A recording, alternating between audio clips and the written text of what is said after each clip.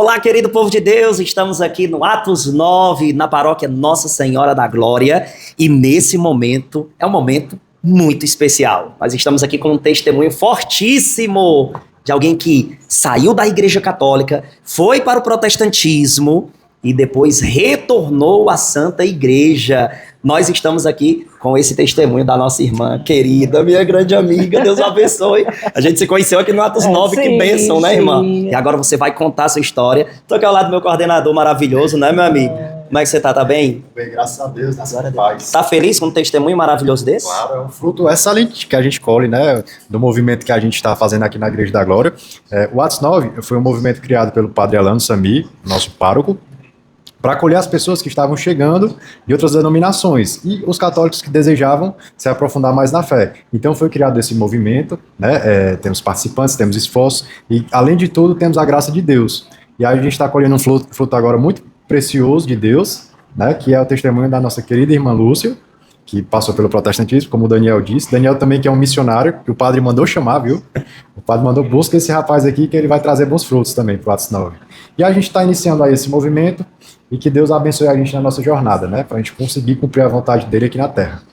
E detalhe, não é apenas de acolher aqueles que eram de outras denominações. Você que é católico, mas deseja conhecer melhor a fé, aqui é o lugar ideal, eu tenho certeza. Então vamos, sem mais delongas, vamos logo para esse testemunho, porque eu estou ansioso para ouvir também, porque eu ainda não escutei, viu? É verdade. Olá, irmã, Deus abençoe. Muito obrigada. Seja muito bem-vinda, tá certo? A Santa Igreja Católica, ao grupo também. Então, fale aí o seu nome, as pessoas, conte um pouco da sua história pra gente.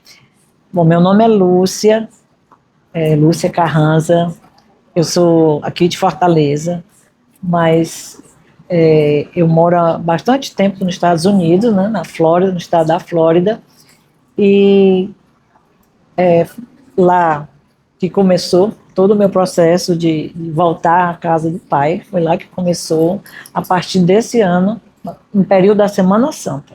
Basicamente, assim, foi na Semana Santa, foi ouvindo o Rosário com o Frei Gilson. Nossa! Ouvindo o Rosário com o Frei Gilson. Já aproveita, deixa aí, Frei Gilson, se quiser conhecer o Atos 9, viu? É isso aí. Sinta-se convidado já, olha aí, ó. E foi aí que começou, parece que tem uma frase, acho que do Santo Agostinho, que ele fala, Santo Agostinho ou Santo Tomás de Aquino, quando você começa a fazer perguntas, se prepare para as respostas, né? Então eu comecei a fazer várias perguntas dentro do contexto que eu estava vivendo, identidade, questionamentos dentro do protestantismo ao qual eu estou desde 16 anos, já são 45 anos que eu fui para a igreja evangélica. Estava, né, no caso? Estava, né, na igreja evangélica. Então, assim, eu tinha vários questionamentos, vários conflitos, eu vinha passando. E eu estava já tíbia, eu já estava com a fé tíbia, já estava... Então, foi aí que veio uma resposta. Então, quer dizer que foi desde 16 anos, você saiu da igreja católica quando tinha 16 anos? Foi. Certo. O retorno aconteceu exatamente em que ano? Esse ano. Nesse ano. Esse ano. Olha só a quantidade de tempo. Detalhe, fez parte de... Sem mencionar nomes, lógico, né? Questão de respeito. Mas passou por mais de uma denominação lá? Passei. Com 16 anos, eu estudava no Colégio Cristo, no Colégio Católico, e lá eles tinham cuidado de formar gente para crisma. Eu fiz Seminário do Espírito Santo, eu conheci a renovação carismática, né, tinha tudo aqui, aquela que foram fundamentais para mim, o amor à Eucaristia, muitas verdades que eu aprendi, né, já tinha algumas coisas, né, que eu trazia comigo, mas a crisma, quero ressaltar isso aqui, foi muito importante para mim, e já entrei logo no seminário, que ele chamava Seminário do Espírito Santo.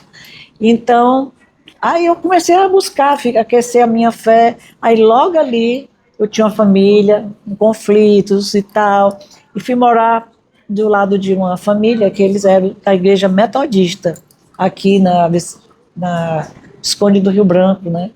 E realmente o pastor era maravilhoso, creio que já partiu, e passei um pouco tempo, em termos de um ano. Depois, como eu já era carismática, dado assim, eu fui para a Igreja Assembleia de Deus, Lá realmente eu aprendi muito, eu não posso negar, eu creio que Deus vai, uns plantam, outros, né, plantam, mas outros vão colhendo. Aprendi muito, muitas coisas, você testemunha disso. Mas aí foi depois, começou inclusive a nascer na minha casa. Eu tenho assim, uma vez me falaram assim, vocês têm o dom da hospitalidade. Eu fiquei tão triste, que é o dom besta. Queria ter um dom mais forte, hospitalidade. Mas a minha casa hospedou várias igrejas evangélicas. E nasceram dentro da residência dela, ela estava me relatando, casa. Até a gente combinou de não mencionar nomes de pastores e dessas denominações específicas. Mas para você ver, né, que o convívio dela, gente, foi intenso no protestantismo, porque desde 16 anos, nós estamos no ano de 2025, e ela retornou à Igreja Católica. É muito importante a gente entender uma coisa aqui. Eu, como ex-protestante também, aprendi, de certa forma, muita coisa lá. A gente aprende, né, com as experiências de vida que a gente tem. Mas uma pergunta que eu tenho certeza que todo mundo que está assistindo gostaria de lhe fazer. Vamos lá, né? Vamos lá. Agora. Minha irmã, qual foi o momento principal?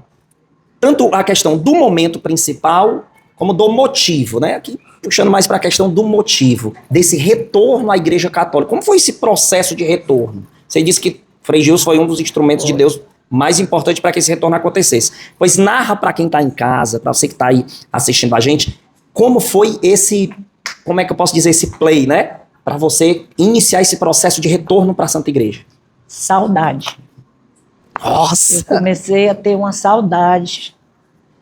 Em primeiro lugar da Eucaristia.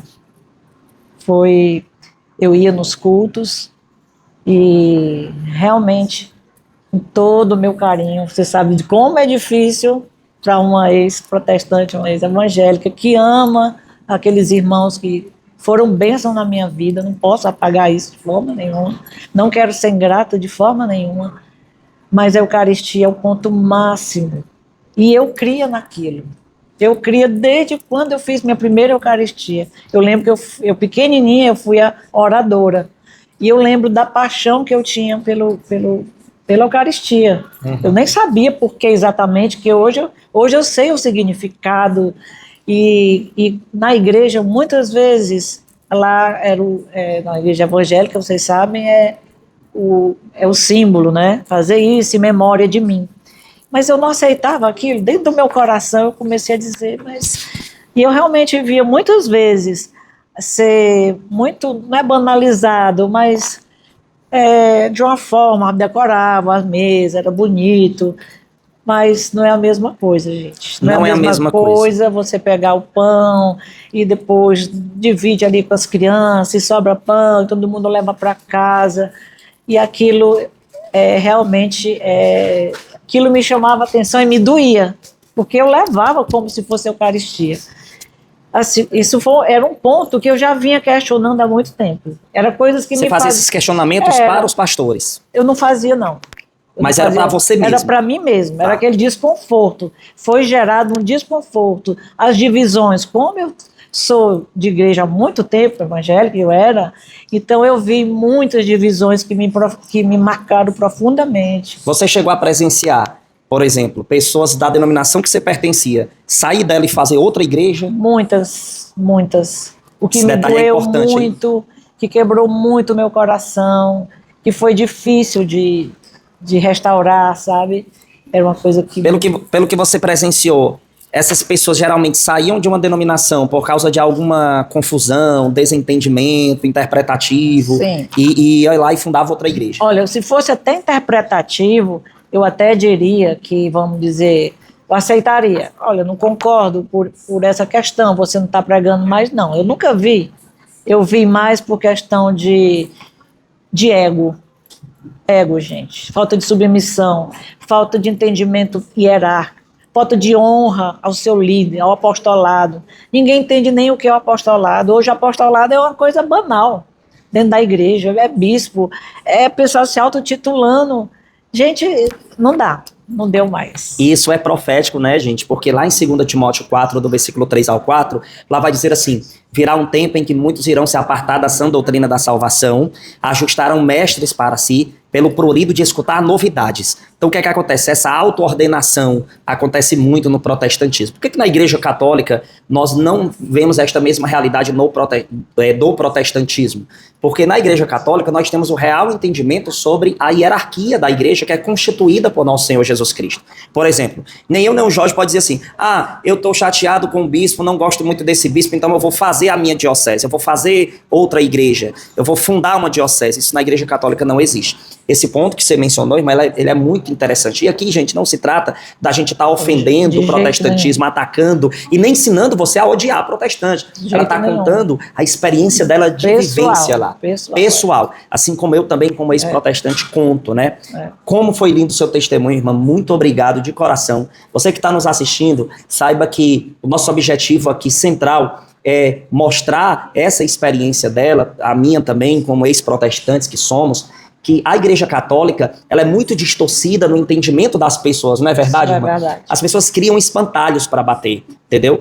Eu convido você que está nos assistindo, venha conhecer a fé católica de verdade. Não é que você ouviu falar por aí. Aqui nós queremos ensinar para você qual é a Igreja Católica verdadeira, não a que inventam por aí. Porque não é verdade, irmã? Verdade. O que falam por aí da Igreja Católica é uma grande distorção. É ou não é? É verdade. Tem uma dúvida também. Quando a senhora retornou, como foi com o sacramento da penitência? Eu quero falar, é importante isso. Quando eu comecei a ficar muito quebrantada, o Frei Gilson, comecei a ouvir, eu ouvi falar, a história começou bem assim. Toda Semana Santa, eu tinha o hábito, vamos dizer assim, de ler os 4 testamentos, os 4 evangelhos. E eu me quebrantava muito, era comum eu ter aquilo. E eu esse ano, eu comecei a ler um livro, inclusive. Comecei um livro, me quebrantando, Aí eu ouvi falar, né, assim, no Instagram de um frei que estava levando um país a orar. E eu disse, o que é isso? E que ele estava sendo impedido, tinha ouvido aí uns cancelamentos. Perseguições. E aí que me interessou mesmo. Eu digo, quem é esse frei? E vi que eu moro nos Estados Unidos, lá era 3 horas da manhã, que era 4. 3 horas da manhã eu fui conhecer esse frei. E eu lembro, irmãos, que a primeira música que eu ouvi ele tocando foi Terra Seca. Quando ele começou, uma música simples, você sabe que o inário evangélico tem coisas, né, músicas difíceis e tal. E quando ele começou com a simplicidade, somente em ti confiarei, né? Somente em ti confiarei a minha casa. Quando ele começou, gente, eu me tremia, sabe? Parece, foi um reencontro com Deus, com o começo, era tudo novo, eu estava nascendo de novo. E aí foi uma coisa que eu não tenho explicação. Ninguém pode tirar essa experiência de mim. Não, foi demônio, não. Ali era eu na minha sala, o Espírito Santo, eu ainda não tinha o meu texto, eu não tinha como comprar um texto, eu não passava na minha cabeça o que viria depois. Então, eu chorava, e aí eu fui procurar. E aí, assim, antes disso, né, eu ouvi a música e começou o texto, e eu vi que tudo que ele estava falando era bíblico, tudo, sabe? Quebra de maldições, orar pela família, vamos lá, ora no quarto dos seus filhos, coisas que eu fazia. Quantas vezes eu fui para o quarto do meu filho orar por ele, à noite, ungir, coisas assim do tipo. Então, às vezes você pode demonizar a um rosário com Frei Gilson, você deve procurar aprender, meu querido, porque eu descobri uma arma muito grande, assim. Veio o Frei Gilson, né? Veio o quebrantamento, eu não parava de chorar. No outro dia, eu estava em casa, fazendo as minhas coisas de casa e ouvindo, porque eu tinha descoberto a música e tudo, e ficou o meu tema. E interessante que eu contei para minha nora e tal, ela tinha ido para a Europa, ela tinha trazido vários textos, e eu nunca tinha me dado um, nunca me ofereceu. E naquele dia ela disse, eu tenho um presente, eu posso te dar um presente? Eu digo, pode. Aí ela me deu esse texto. E esse texto, gente, eu chorava, eu não entendia. Claro que como todo evangélico, eu disse, meu Deus, eu rezava Maria. Não pode. Como que eu vou rezar Maria? Mas eu amava. E eu tenho uma experiência que eu tinha mais ou menos 25 anos de idade, Eu fui num convento que ele era um convento de uma pousada. E lá elas foram muito gentis comigo, maravilhosas. E eu ganhei um terço dela, das irmãs, né, que cuidavam da pousada. E eu, crente, evangélica. Eu amei o terço, gente, mas o que é que eu fiz? Joguei fora. Joguei fora por preconceito, por achar que eu estava pecando. E aquilo depois veio assim uma cobrança. Eu tinha um sentimento assim, que ignorância minha. Que falta de amor, o carinho com que eles me deram aquele terço, eu joguei fora. É interessante isso, porque a gente começa, na verdade, né, tudo isso que aconteceu com você é um processo de desintoxicação. Eu costumo dizer isso, porque realmente, para a gente retornar à Igreja Católica, a gente tem que passar por um processo de desintoxicação, difícil, porque a gente fica tão assim, tão impressionado com o que ensinam no protestantismo, que a gente olha para tudo da Igreja Católica com desconfiança. Então, até que essa desconfiança morra, gente, é um processo, né, irmã? É um processo. Até que, já indo teve uma parte toda, né, ali com o Frei Gilson, eu estava lá, e chegou a parte que eu comecei a estudar, porque eu conheci testemunhos como Eduardo Farias, o Eduardo aqui da nossa... Professor Eduardo Faria, um abraço para o professor Eduardo Faria. Marcelo daqui, eu tinha vontade de conhecer o Marcelo, e eu vi muitos testemunhos e eu não ia questionando, sabe? Eu estava numa sede tão grande, eu tive saudade, a palavra mais forte que eu posso dizer, que eu digo, não me interessa se está errado, se não está, eu não posso calar o que está acontecendo com a minha vida. Sim. Tanto é que meus filhos, meu marido achava era bonito, achava interessante. E aconteceu uma coisa que houve um vizinho meu, teve um AVC muito forte, ele é médico, e descobriu aquele que levava a filha para a escola. Uhum. Então, nessa situação, a esposa me pediu assim, se eu poderia levar a filha, que era muito cedo da manhã, às vezes horário de plantão dela, que é médica também, então eu podia levar a menina para a escola. E eu fui. E eu comecei a ir, só que é uma escola católica. E quando eu saía da escola, já do estacionamento, já tinha o estacionamento da igreja, eu olhava, eu digo, amanhã eu vou parar aí. Pega ela, Nossa Senhora. Fui o primeiro dia e vi o horário, eu digo, sim, é exatamente a hora que eu estou aqui. E aí eu já estava indo, né? Aí fui, quando eu entrei na igreja, eu não me contive, gente. Eu chorava igual uma criança. E os americanos são muito deles, né? Não entendiam nada. Eu não sabia me portar. Como é que eu faço? Eu me ajoelho, não sabia de nada, eu só senti uma presença, assim, um abraço do Pai. Eu me senti o próprio filho pródigo. Volta. Deus abençoe. Volta, que é teu lugar, volta. E eu olhava assim, tinha poucas imagens ali, assim, mas uma igreja muito linda. E depois eu falei com o padre, o pároco, né? Eu falei para ele mais ou menos, ele disse, seja bem-vinda, me deu um abraço. Eu falei falei pouco com ele. E eu fui 2 vezes nessa igreja. Uhum. E depois, logo em seguida, assim, tinha um compromisso no Brasil, eu tenho uma mãe já de idade, eu tinha que vir para o Brasil. E aqui no Brasil, eu sabia que era um propósito de Deus, porque aqui eu vim consolidar tudo isso, certo? Porque aqui no Brasil, a primeira coisa que eu pedi a Deus foi uma pessoa que me orientasse, que essa pessoa não tivesse do círculo da minha família. Hoje eu fui praticamente a primeira crente evangélica da minha família. Então hoje eu tenho primos pastores, líderes de louvor, tenho mulheres de Deus, pastoras, enfim, eu tenho muita gente. Então eu não queria ninguém envolvido, para não se meter, para a crítica, vai falar. E aí um dia eu estava assim, se eu estou chegando no fim de semana, eu preciso ir na igreja, eu não conheço nada aqui, eu estou muito tempo fora daqui, principalmente da igreja, né? E aí Deus disse, Luana, 7º andar. E é a minha orientadora, e que eu chamo de mãezinha, que ela realmente parece... É como uma mãe, né? Minha mãe linda. Ela tá ali, né? Gente, não podia ter uma pessoa mais especial e preparada para me ensinar tudo que eu estou vivendo. Tudo. O nosso primeiro encontro, assim, ela só disse assim: Luana, aqui é a Lúcia do primeiro andar, eu estou no Brasil, eu estou me aproximando da Igreja Católica. Você podia falar comigo? Aí ela já marcou um horário comigo e aconteceu que ela já me encontrou dentro da igreja, nós nos encontramos dentro da igreja. E a primeira coisa que eu queria falar até sobre a missa, hoje a gente teve uma palestra lindíssima aqui sobre a missa, porque a gente não sabe o que é missa, gente. A missa é céu na terra. A missa, gente, é a parte mais importante da vida, eu diria assim, não é? É uma graça de Deus muito grande.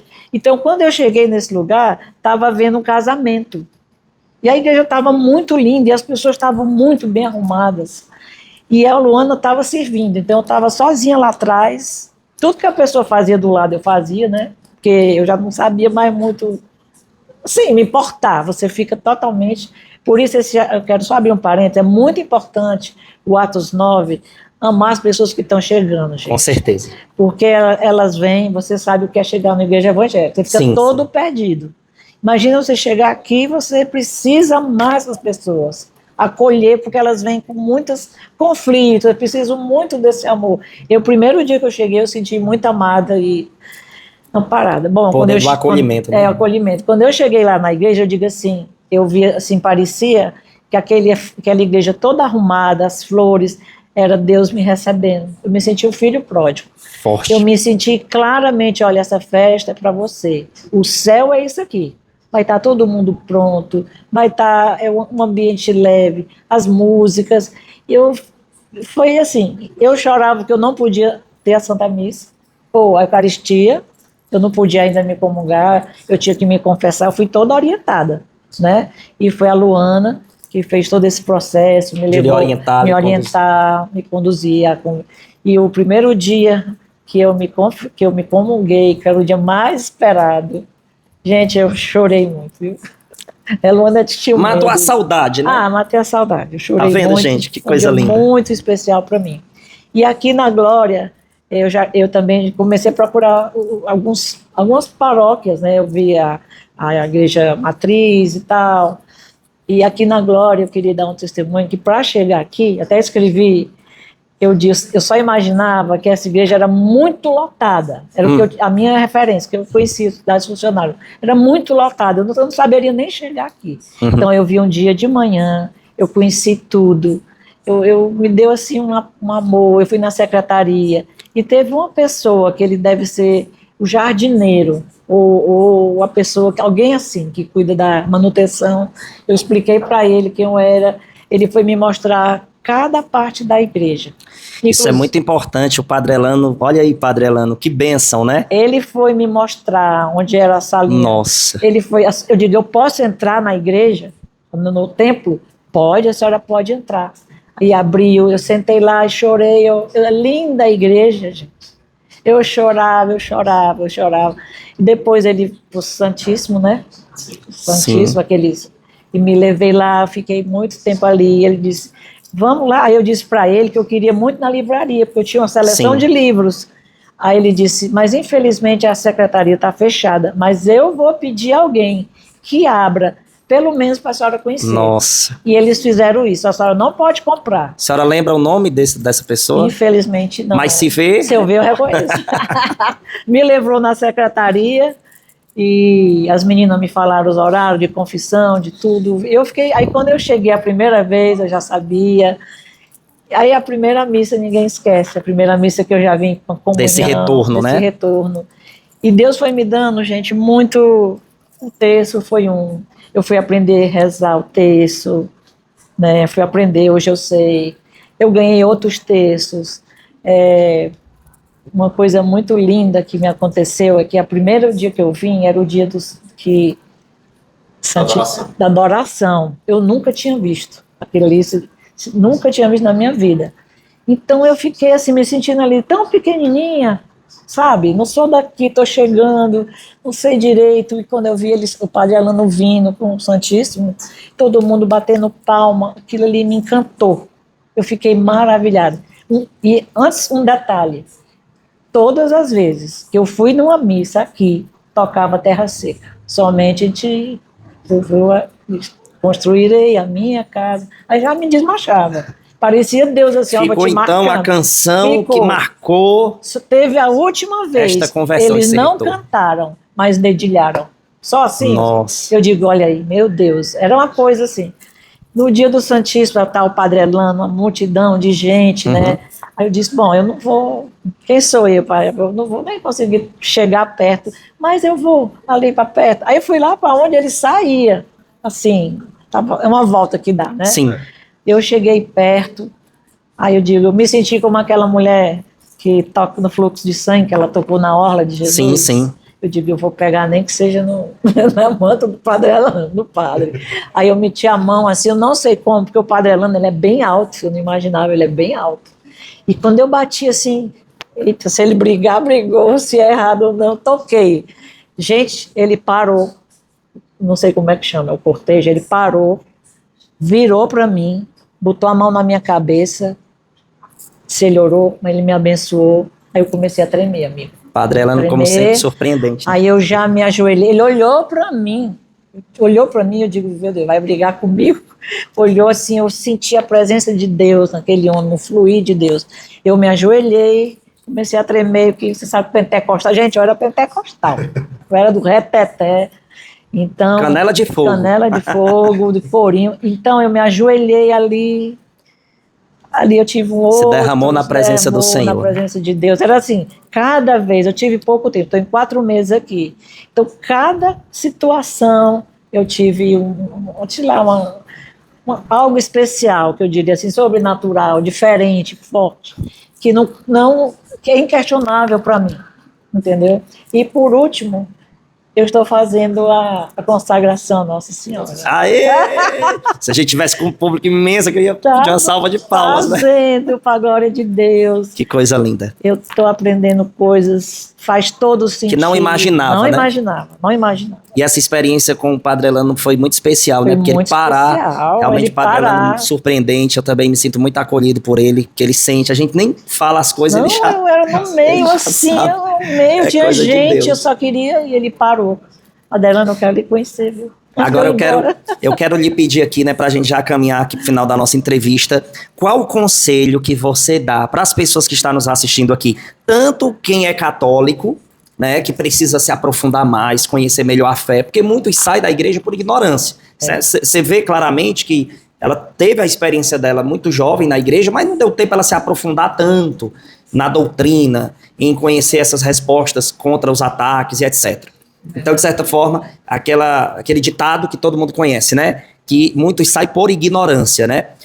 Qual o conselho você dá para as pessoas que são católicos, que ainda não se aprofundaram na fé, e para aquelas pessoas que estão em denominações protestantes, que têm um entendimento totalmente distorcido sobre a Igreja Católica? Qual o conselho você dá para essas pessoas? Simplificando, eu diria assim, comece a fazer perguntas para Deus, Ele vai te responder. Porque procura conhecer a sua igreja, a Igreja Católica. Procura conhecer a patrística.